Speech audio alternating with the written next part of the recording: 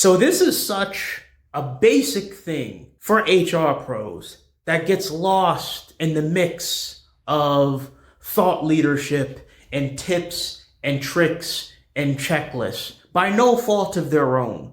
It is something so basic, but I still see it pop up again and again. And if I were talking to an HR person, if I were sitting them down and they would say to me, Patrick, what is one of the basic things that I should focus on, especially when it comes to compensation?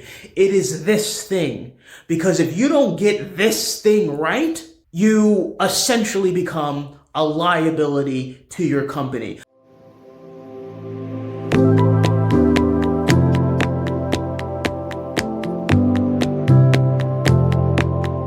I mean, just imagine for a second that you're in a company that prides itself on rewarding employees for their hard work and dedication. And the company does this by, among other things, recognizing that, hey, employees are working certain shifts that are undesirable, so we're going to pay them at a certain rate. Or, hey, we have this unit over here that in order to incentivize production, we have to introduce commissions or another type of compensation in addition to the hourly rate. Or, hey, in this quarter, these employees, this group of employees, they have worked so hard that we are going to give them this bonus. We are going to give them this extra compensation, which, oh, by the way, we announced in advance. So what did they do? They understood that if they performed at a certain level, if they made sacrifices, then they would receive an additional amount of compensation. So in the face of everything, it looks great. You're incentivizing employees for their hard work and dedication. But what happens logically when we're talking about hard work,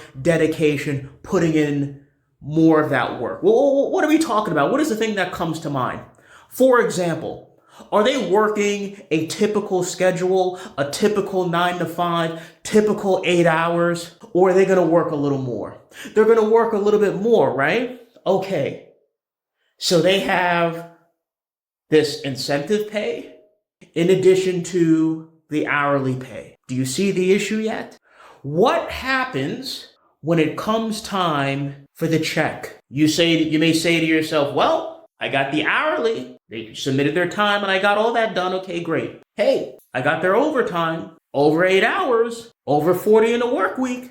I'm good, right? Wrong. You're not good. Did you take into consideration all of the compensation that they earned in the pay period in which they worked overtime hours? Did you make a determination that the base hourly rate was different from the regular rate, and you had to take both into consideration when it comes to paying those overtime hours? And when we're talking about the regular rate, did you include the graveyard shift, the commissions, the bonuses that they earned in that quarter after the bonus was announced in advance? Folks, the regular rate versus the base rate, when it comes to overtime, it is an absolute killer, especially if you do business in California. And for you HR pros out there, especially you folks that are just getting into the field, if you don't get this straight, that Riptide